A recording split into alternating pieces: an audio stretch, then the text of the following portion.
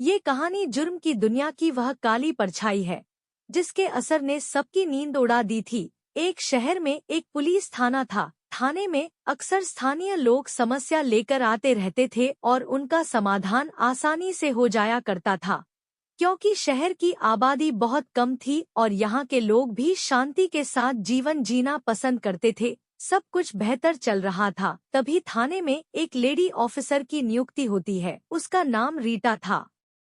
Inspector Rita बहुत ईमानदार और बहादुर है। वह आते ही पुलिस थाने का मुआयना करती है और हवलदार से थाने की साफ सफाई करवाने को कहती है। हवलदार भी आदेशानुसार सफाई कर्मचारी को बुलाकर पूरे थाने की सफाई करवाते हैं।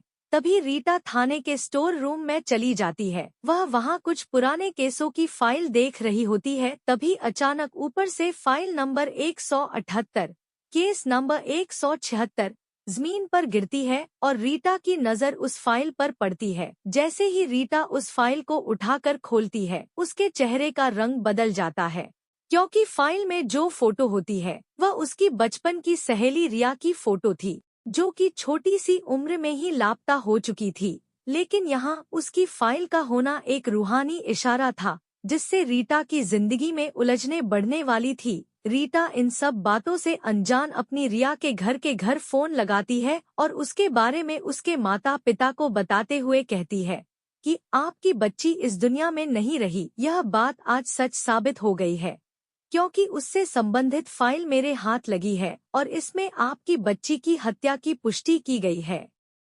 लेकिन उसके हत्यारे का कुछ पता नहीं चला और फाइल ऐसे ही बंद कर दी गई थी। लेकिन माँ जी, आप चिंता मत करिए, मैं अब इस केस की तह तक जाऊंगी और अपनी सहेली के हत्यारे का पता लगाऊंगी और मैं वादा करती हूँ, वो जो कोई भी है उसे सख्त से सख्त सजा मिलेगी, जिसने भी मेरी सहेली के साथ ऐसा किया था। रीटा इतना कह कर के फोन रख देती है और थाने के सभी सिपाहियों को बुलाती है और अपनी सहेली के केस की फाइल दिखाकर सभी से उसके बारे में जानना चाहती है। लेकिन यह फाइल बहुत पुरानी थी और वहां तैनात सभी पुलिसकर्मी हाल ही के समय में ट्रांसफर हुए थे, जिस वजह से उन्हें भी इस केस के बारे में कोई जानकारी नहीं थी। रीटा बहुत सोचती है और फैसला करती है कि मुझे उसी जगह पर जाना चाहिए जहां आखिरी वक्त रिया की लाश मिली थी, और वह पुलिस जीप में एक सिपाही के साथ 13 किलोमीटर दूर उस स्थान पर पहुंच जाती है जिसके बारे में फाइल में जिक्र किया गया था। यहाँ पहुँचने से पता चलता है कि यह तो अस्पताल है जो बहुत साल पहले आग लगने से बर्बाद हो गया और उसके बाद इस अस्पताल के मालिक ने इसे ऐसे ही छोड़ दिया और विदेश चला गया। मामले की गुत्थी सुलझने की बजाय उलझती जा रही थी। इंस्पेक्टर रीटा ने अपना मन बना लिया था कि कुछ भी हो जाए, लेकिन वह अपनी रिया के हत्यारे का पता लगा के ही रहेगी।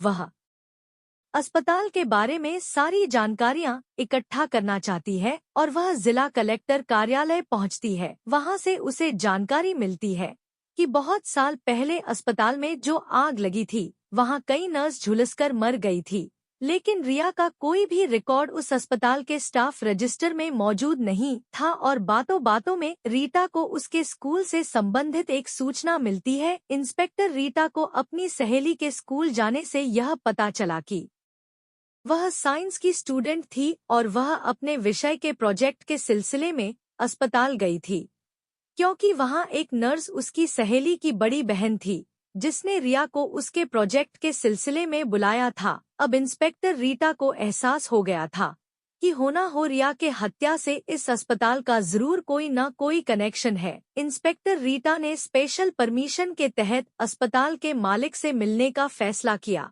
ताकि आगे की जानकारी जुटाई जा सके और वह विदेश चली गई। वहां जाकर पता चला कि वह व्यक्ति बहुत कामयाब हो चुका था और उससे मिलना इतना आसान नहीं था, लेकिन रीटा के हौसले बुलंद थे। उसने ठान लिया था कि वह उससे मिलकर ही रहेगी और रीटा उस अस्पताल के मालिक का मोबाइल नंबर हासिल कर लेती है और उसे एक धमकी भरा मैसेज रिया की हत्या को लेकर भेज देती है। दरअसल यह अंधेरे में तीर लगाने जैसा था और तीर जाके सही निशाने पर लग जाता है।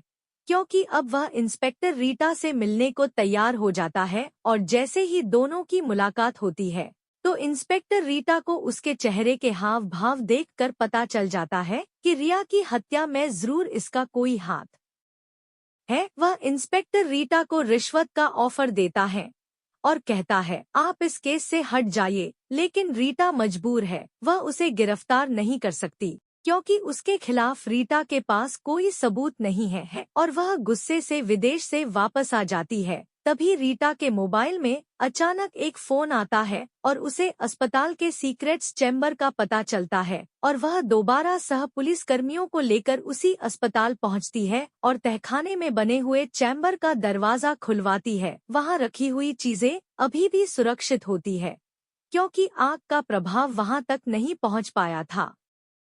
सारे कमरे की तलाशी लेने के बाद रीटा को एक वीडियो कैमरा और एक पेन ड्राइव मिलती है और जब उसकी रिकॉर्डिंग देखा जाती है तो पता चलता है कि इस अस्पताल का मालिक महिला मरीजों की आपत्तिजनक वीडियो बनाता था और उन्हें इंटरनेशनल बाजार में बेचता था और इस काम में अस्पताल के भी कुछ स्टॉप उसका साथ देते थे। लेकिन आखिरी दिन की क्लिप में उसकी सहेली रिया का भी वीडियो शामिल होता है जिसमें वह सीक्रेट चैम्बर में आकर अपने कपड़े बदल रही थी और उसने उस वीडियो कैमरे को देख लिया था और उसका विरोध करने पर उसे इसी चैम्बर से बाहर निकालकर दूसरे कमरे में बंद कर दिया गया और मालिक ने अपनी पोल खुलने के डर से अस्पताल में आग लगवा दी और जिन लोगों को रिया ने यह मामला बताया था सभी को एक साथ एक ही कमरे में आग में जिंदा जला दिया गया।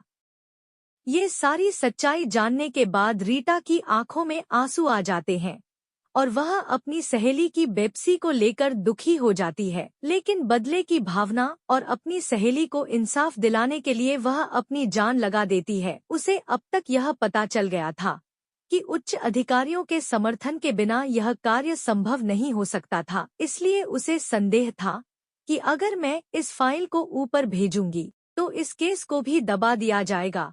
इंस्पेक्टर रीटा ने दिमाग लगाते हुए सारी फाइल मीडिया में वायरल कर दी और देखते ही देखते बात आग की तरह फैल गई और हादसे से जुड़े लोगों के पुराने जख्म फिर से ताज़ा हो चुके थे।